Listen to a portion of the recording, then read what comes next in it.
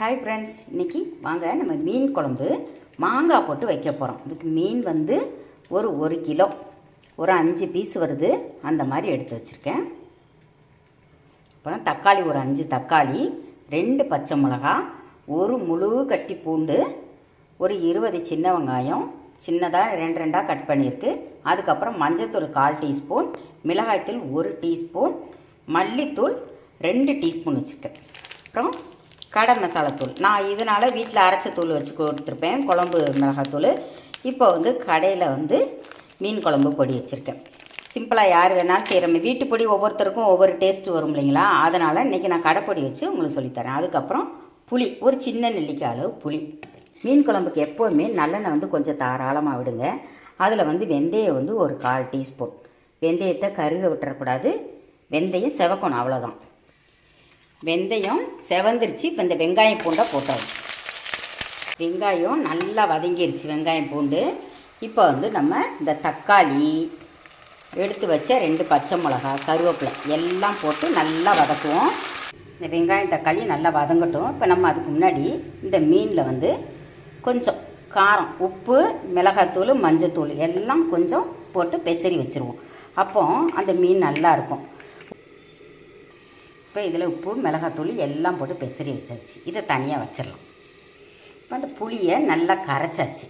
புளியை கரைச்சிட்டு இதில் என்ன பண்ணலாம், இந்த எடுத்து வச்ச மல்லித்தூள்,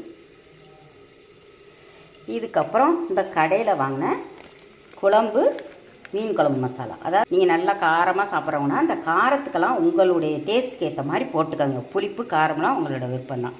இப்போ இதில் கொஞ்சம் உப்பு போட்டு நல்லா கரைச்சி வச்சுக்கிடுவோம். வேணுன்ற அளவு தண்ணி விட்டு கரைச்சி வச்சுக்கிடுவோம்.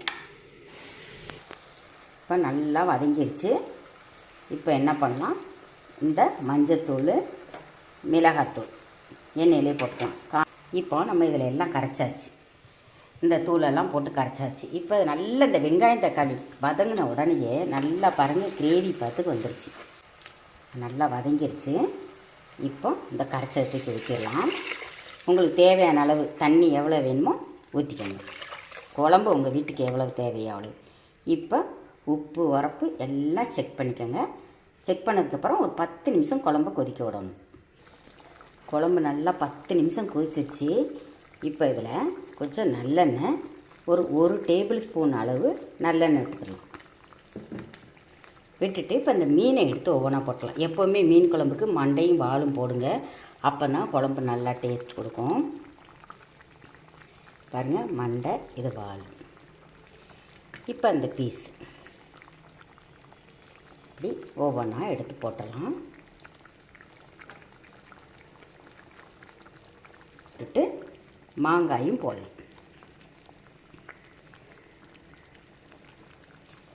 மாங்காய் புளிப்பு இருக்கனால அதை வந்து நீங்கள் அளவுகளை குறைச்சிக்கணும். இப்போ ஒரு 10 நிமிஷம் தீயை நல்லா சிம்மில் வச்சு கொதிக்க வைங்க. இப்போ 10 நிமிஷம் ரெடி ஆகிடுச்சு. நல்லா சிம்மிலே வச்சு கொதிக்க வச்சுட்டேன். இப்போ கடைசியாக ஒரே ஒரு இனுக்கு கருவேப்பிலை போட்டுக்கலாம். இப்போ பாறை மீன் மாங்காய் மீன் குழம்பு ரெடி ஆயிடுச்சு. இப்போ ஸ்டவ் ஆஃப் பண்ணிடலாம். எண்ணெய் நம்ம ஊற்றின எண்ணெயெல்லாம் மேலே பிரிஞ்சு வந்துருச்சு பாருங்கள். பாருங்கள், மீன் உடையலை. ஏன்னா சும்மா மீனை போட்டு கரண்டியை போட்டு கிளறக்கூடாது. பார்த்திங்களா, மீன் உடையலை, மாங்காவும் கரையலை. பாருங்கள் எப்படி இருக்குன்னு. இப்போ ஸ்டவ் ஆஃப் பண்ணிவிட்டு இதே மாதிரி இதே அளவில் நீங்களும் வச்சு சாப்பிட்டு பாருங்கள். இப்போ நம்ம சேனலை புதுசாக பார்க்குறவங்களா இருந்தால் சப்ஸ்கிரைப் பண்ணி வச்சுக்கோங்க. பக்கத்தில் ஒரு பெல் பட்டன் இருக்கும், அதையும் கிளிக் பண்ணி வச்சுக்கோங்க. பிடிச்சிருந்துச்சுன்னா உங்கள் ஃப்ரெண்ட்ஸ்க்கெல்லாம் ஷேர் பண்ணி விட்டுட்டு அப்படியே ஒரு லைக்கை போடுங்க. தேங்க்யூ.